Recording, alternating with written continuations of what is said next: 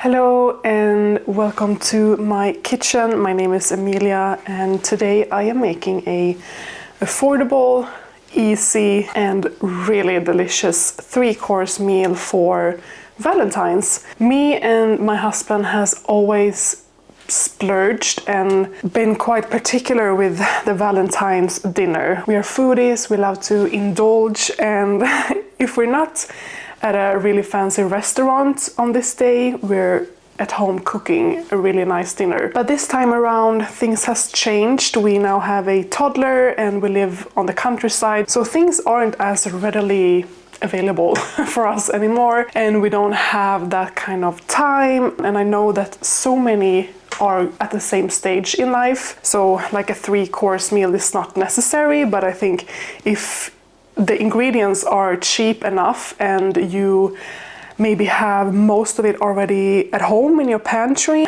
and if they are like quick recipes, then I think this is something probably anyone can manage on quite a short time. The dessert I am starting with needs maybe a couple of hours in the fridge. I am gonna make a white chocolate raspberry panna cotta, and this is such an easy dessert, but it's really luxurious with these glasses that I've picked, like martini glasses, and like gelatin and sugar and things like that you probably already have in your pantry. I'm gonna make 2 different toppings so that you can pick and choose whichever you feel like are the most convenient for you. For the base, you will need heavy cream or whipping cream, white chocolate, raspberries, gelatin soaked in water. You will need sugar, vanilla powder. You don't even need a vanilla bean for this, which is really expensive. I'm gonna use some food coloring. You don't need this at all.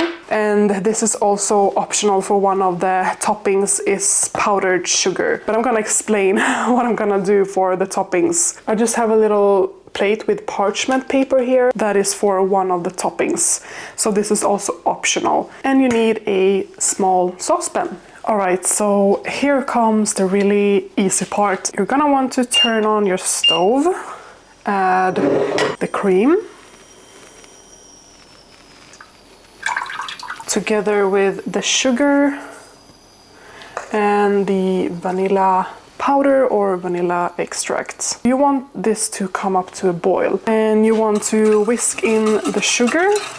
And once this has come to a boil, you want to turn the heat off and add the chocolate and the gelatin and melt that all together. So then I'm actually gonna use the heat of the saucepan with the cream to melt half of the chocolate, because I need this for a topping. Now that it's melted, I'm just gonna scoop a spoonful onto this parchment paper, spread it around with your spoon, quite thin circle basically. So try to make it as thin as possible and as even as possible. So while the panna cotta is chilling and I have the chocolate spheres in the fridge, I want to create a layered effect because I want it to be pretty to look at as well. You do not have to make the step with the ricotta.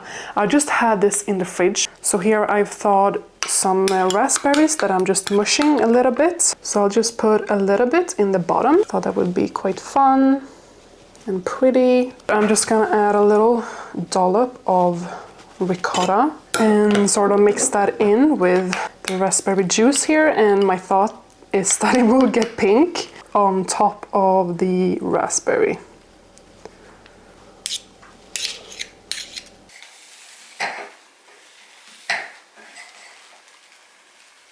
The cream mixture has settled a little bit, or cooled a little bit, so now I'm gonna start pouring it on top.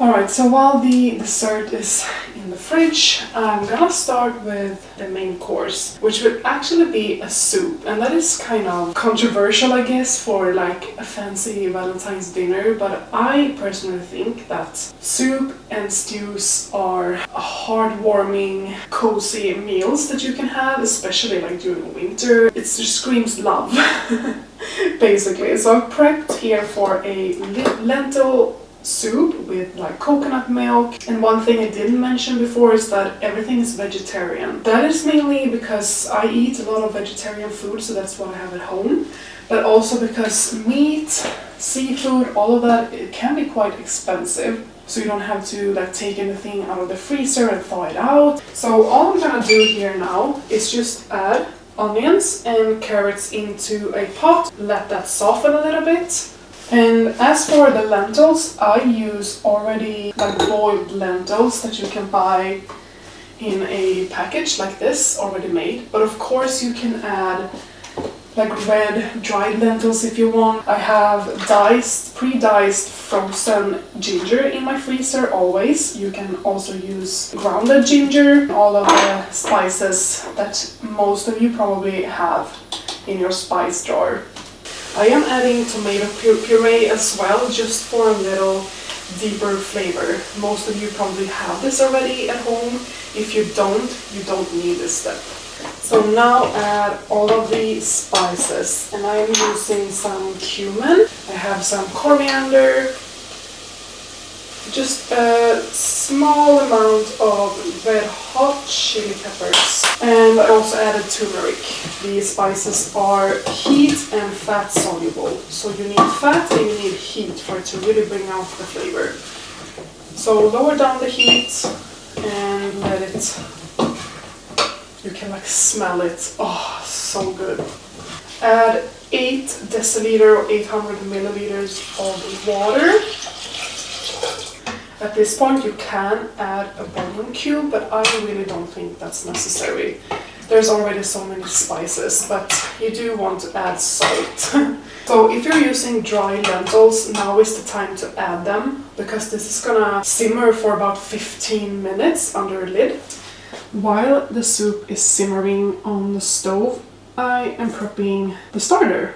Kind of like a salsa, I guess, with cucumber, tomato, avocado, garlic, lime, and then salt. Really fresh and simple, because we're gonna fry up these rice papers. This is a really cheap product to buy.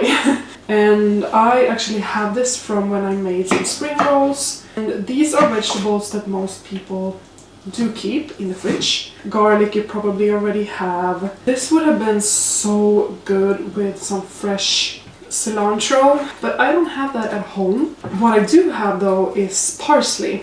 I keep it in the freezer that, you know, I harvested from my garden last summer. And then I just squeeze some lime in with this. I'm gonna be quite heavy with the lime and the salt, because I think that's what makes it so good. I'm just thinly dicing the garlic and just mincing it a little bit. So all of this you can prep beforehand. The soup is really easy and even more flavorful to heat up. And this can like marinate for a few hours in the fridge, no problem. It will just enhance the flavors even more.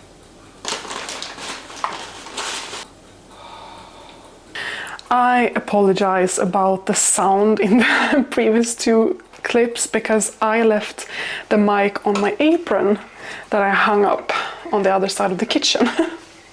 Luckily it picked up while I was talking, but the sound was pretty bad, so I really apologize. But now I'm back with the mic.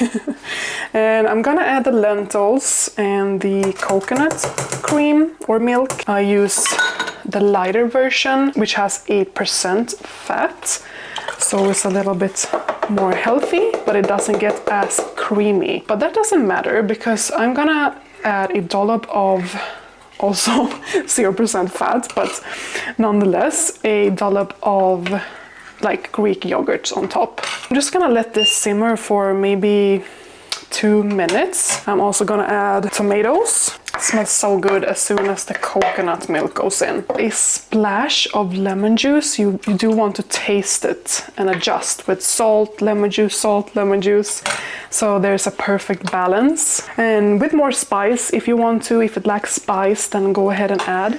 Alright, so as for the fried rice paper, pour some sort of friable oil into a shallow pan, and it needs to be about 2 centimeters depth. I'm gonna leave the US measurements in the description. And the pan needs to be as wide or wider as the rice paper, obviously.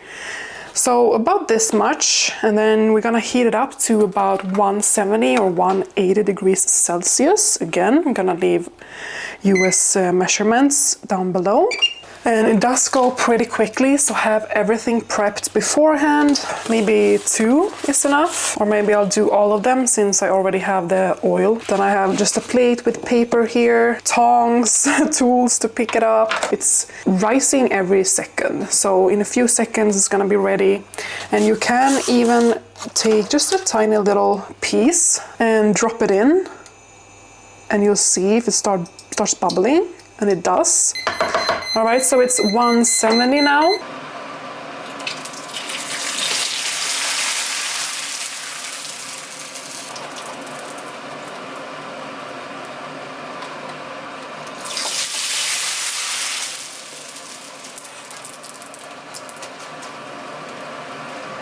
They turn out really great. Look at that. So I'm just gonna crack them where they naturally wants to crack, I guess. And then I'm gonna grab my salsa. Can you hear it crackle from the moisture? You need to be really quick. Eat this right away.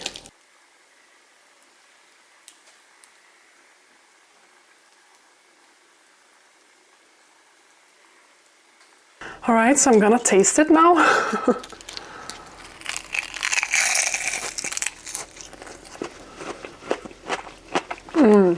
And I already tasted the soup, which was so delicious. But I wanted to film this because of the crackle. Listen to this.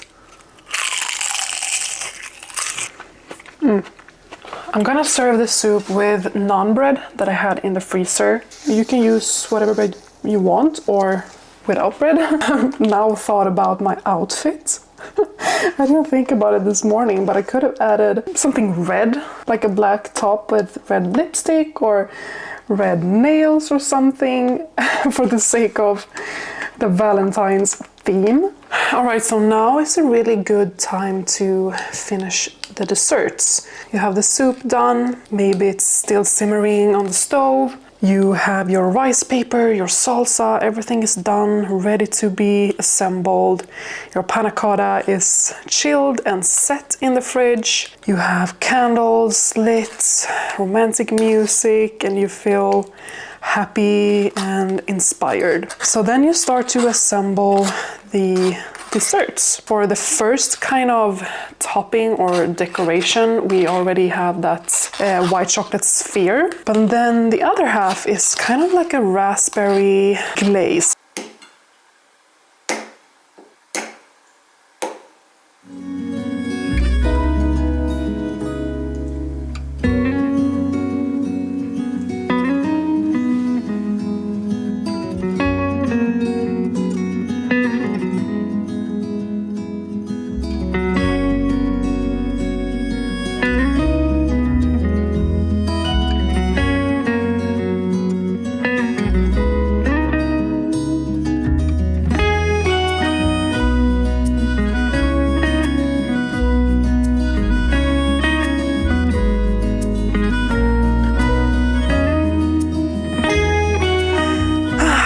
I'm so happy with this menu. I think it's fresh, delicious, it's quite healthy and also affordable, quick, all of that good stuff. And it just relieves so much pressure from already quite pressured day. And and you just want a stress-free Valentine's Day dinner. Let me know if you do try some of it. I am a sucker for like fresh like berries, so I really enjoyed that one with raspberry glaze on top. So tart and so good. But the other one has that little crack. It's more fun if you want to have like a little activity with your date, then I think that's a little bit more fun, I guess. Thank you for watching. I wish you a lovely Valentine's Day on Saturday, and I will see you in the next video. Take care. Bye bye.